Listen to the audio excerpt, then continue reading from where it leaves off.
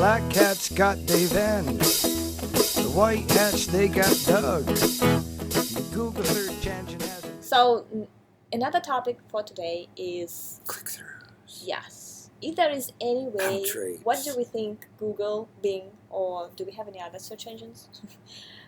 Those search engines, are they using click-through information to rank websites? Hell yeah. But how? Let's discuss first, which terms do we have?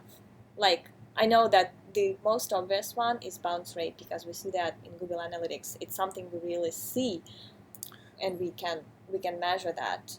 Do you think bounce rate is used to influence search results? Definitely. But there's all different types of bounces. There's good bounces and bad bounces. And the problem is when you look into your analytics, all that they show is your bounce rate is 83%. And you're like, okay, is that bad? Is that good? Like, there's so many people, they look at that and they're like, oh, our bounce rate's really high. And they're like, oh, we got to fix that. And they don't realize there's not a problem. So let's talk about different types of bounces. So let's say someone searches for blue widgets in Google. And let's say they look down through the top 10 results and like, all right, I'm going to click on number 3. And they click on number 3 and they look at the web page for just a couple seconds and go, ugh, and they go back to Google. That sends a really bad signal to Google. It says that that site instantly lost trust. Someone looked at it for 1 or 2 seconds and instantly went right back to that same Google search or a very similar variation of that search. So that's a really bad bounce. Someone goes to your site for 1 or 2 seconds, goes right back to Google.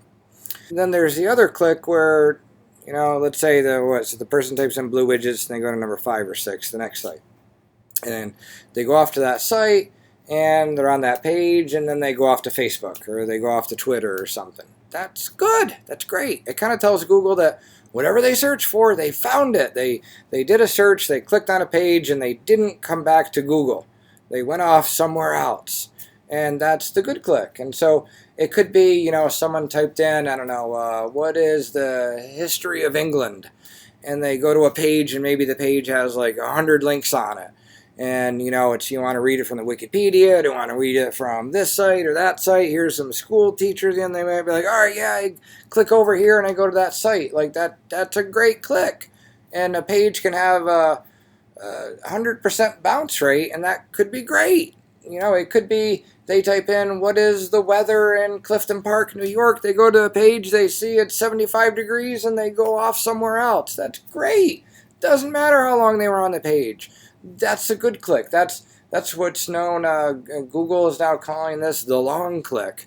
The long click is the good click. The short click is the one where they go back to Google or Bing or whatever the search engine is. So people don't realize that what you have to do is, I think part of it is, you got to look at what are the phrases people are using to reach your website and to your specific pages. And you got to answer, and you have to ask yourself, if someone searches this phrase and lands on my site, am I giving them the answer that they're looking for?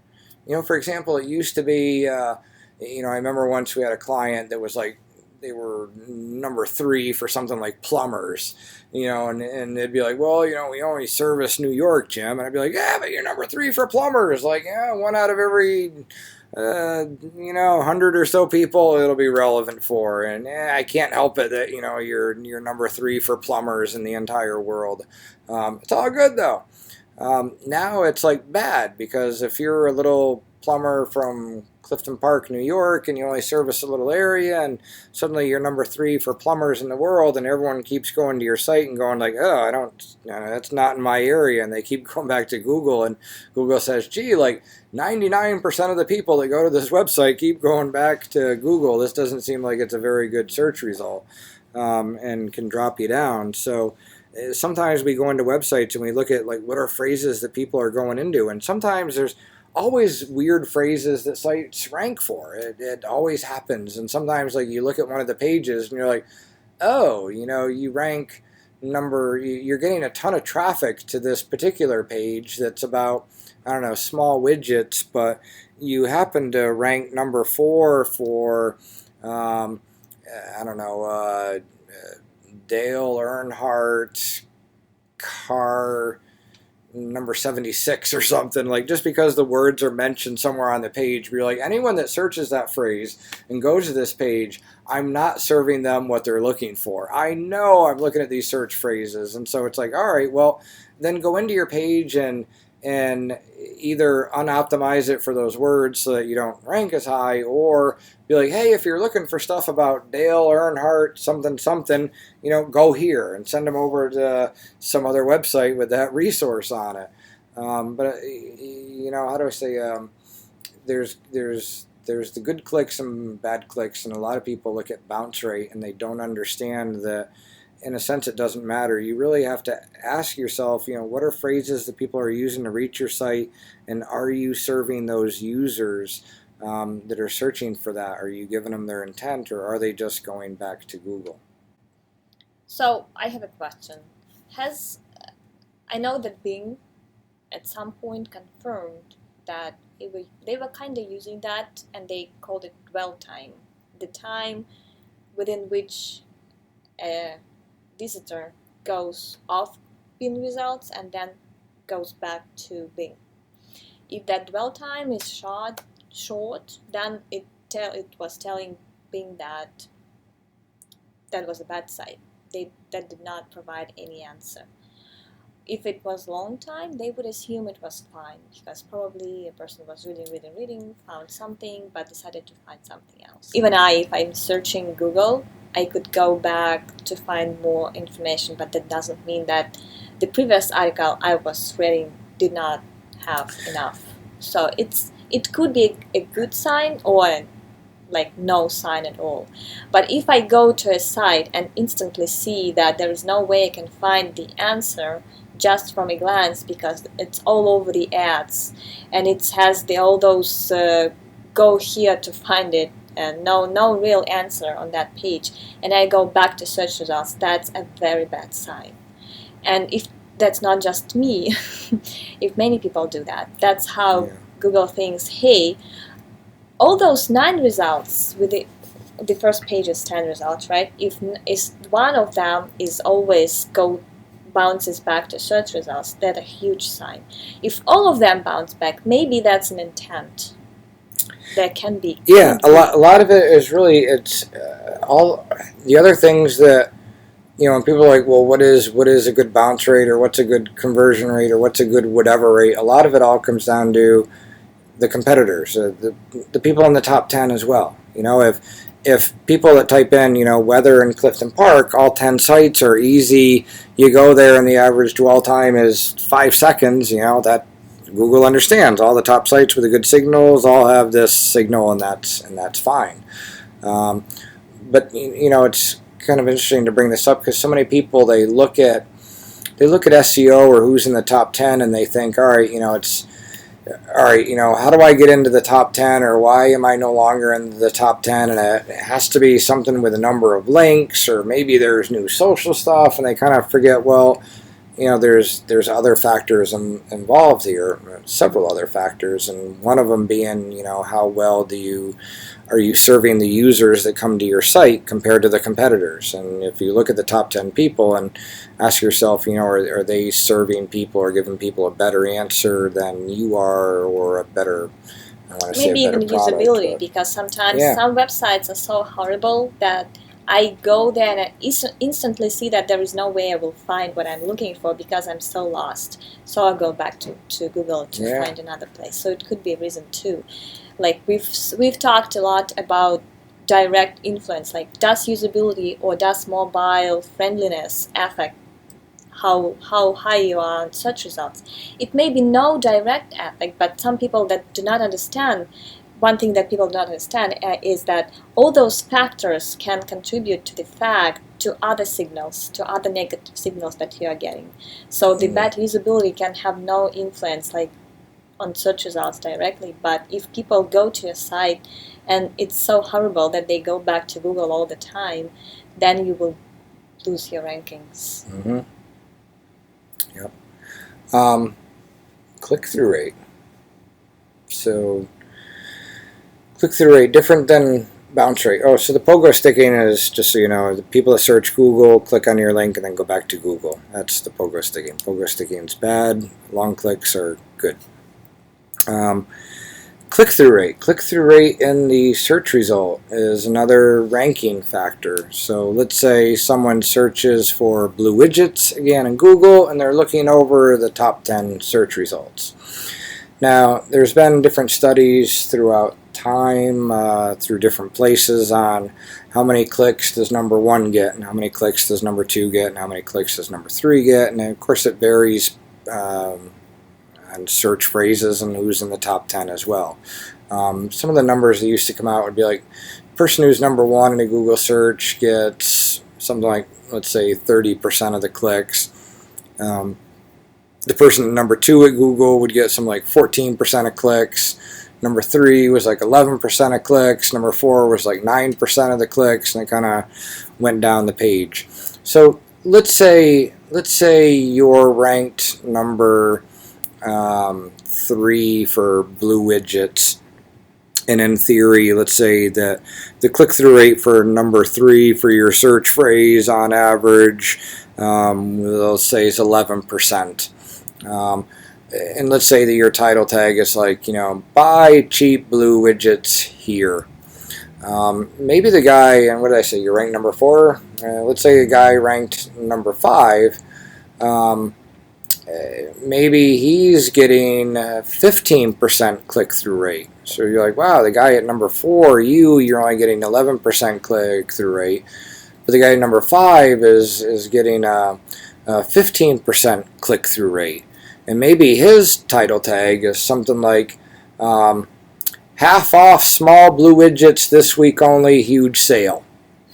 And maybe everyone's like looking at the different results and being like skipping right over you and being like, half price, huge sale now, I'm going there. And they may have a 15% click-through rate. And so what Google is going to do is they're going to be like, well, your click-through rate is not as high as theirs, and we're going to move them up because they appear to be more relevant. Click-through rate is, a lot of it depends on your title tag, the meta description. This is where meta description is really not an SEO factor, but often if the phrase that someone searches in Google, if that phrase appears in your meta description, Google will show the meta description. I used to tell people that the meta description is a great place to put in both phrases you're targeting and the purple cows, the big selling points. A huge selection, big sale, deep discounts, best quality, whatever your big purple cows are, free shipping. Throw all that into meta descriptions. Of course, never have the same duplicate meta descriptions, but throw in a lot of the big selling points, because if you get more clicks to your result than other people around you, Google will move you up in rankings. And in fact, Rand a couple years ago on stage, one of the conferences, he had everyone like run a search for something. I forget what the search was, but he's like, can everyone pull out their phones and run a search for, I forget what it is, like medical facility or something, medical facility in Seattle. And can everyone click on the result that's, number 7, it's this thing here, and everyone went and clicked on it. And like an hour later, that result at like number 7 was number 1 in Google. That quick.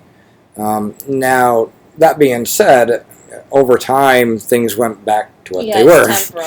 That's what we've seen too. With something like that. So that was a big anomaly where a bunch of people were running a search, but it's been proven that it works. It may also be more localized with that test. A lot of people in Seattle running the search for something in Seattle, and Google spiking that up. He did the same experiment on Twitter the other day, and asked people to go to search results and click something with barbecue or grilled something, and it went to the top within 2 hours.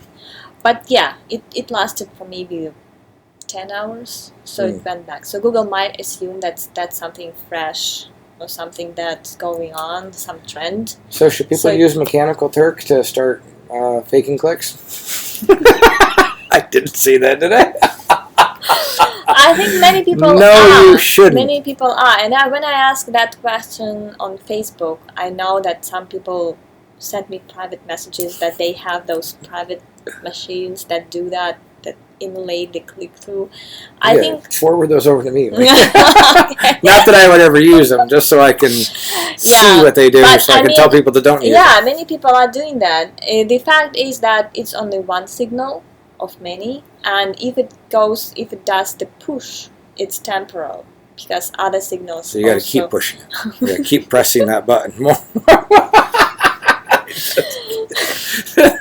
No, it's a tough topic, but we're not recommending to do that. Correct. I've never done it. Me neither. Well, it's been many years. It's been many years since I used the ClickBot. Many, many years since I used the ClickBot. Yeah. Hey, I've never built a link in my life, probably. Really? Probably. No, I mean the paid link. Oh, well. I've built in like... I haven't paid for a link since 08. I think I've never done No, that. actually, well, yeah, since 08. Yeah. I'll sell you a link. I'll take one for free. Yeah, well, that's the thing. You write good content, you don't have to buy links, Yep, right? that's what we're doing. Write good content, build great tools, do things like podcast or blog things. You got to earn them these days, huh? Mm-hmm. No more paying for them. Get the Google police out there. But it's fun. And it's also helping out with Google, not only with Google, but with social media traffic as well. So if you do that, if you do things right, it's not just Google traffic, which is not reliable anyways. It can come and go. But you cover so many channels. You target for Facebook, Twitter, Google+, Google, Bing, anything. So. Cool. Is that really an hour and 20 minutes? Yep. Sweet. All right. Have a good one. This is Jim. Feeling That's lucky. And we'll see you next week. Yep. Or tomorrow. No, tomorrow's a holiday. We'll see you later. Not tomorrow.